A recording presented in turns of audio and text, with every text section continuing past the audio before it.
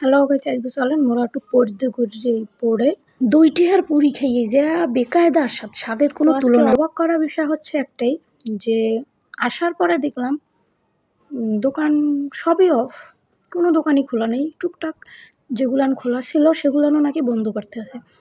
তো সবার কাছে শুনতে পেলাম যে একটু আগে নাকি নৌবাহিনী আসছিল, আসার পরে বলল যত ফার্নিচারের দোকান আছে এগুলো সব কিছু বন্ধ করতে হবে, শুধু খাবারের দোকানগুলান খোলা রাখা যাবে। তো মা যাক চলে গেলাম। কিন্তু এইদিকে আরেকটা কথা হইলো গিয়া, মোর লাগে যে গাড়িওয়ালা আনলে হে যে কোনানে গাড়িটা থামাইবে সেই সুযোগটা হে পায় নাই। তাই কি করা যাইবে, এই হারে লইয়া আমরা গেলাম কোথায়, ফেরিঘাটের দিক যাইয়া দেখতে আসি যে কোনো জায়গায় গাড়ি খাড়া হওয়ার মতো কোনো জায়গা নেই, সব জায়গায় খালি অটো আর অটো।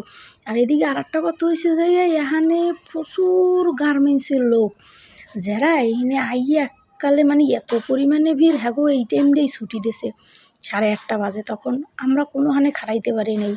অবশেষে কি করব, কিনে নিয়ে বাসায় আসলাম আর দুজনে মজা করে খেলাম।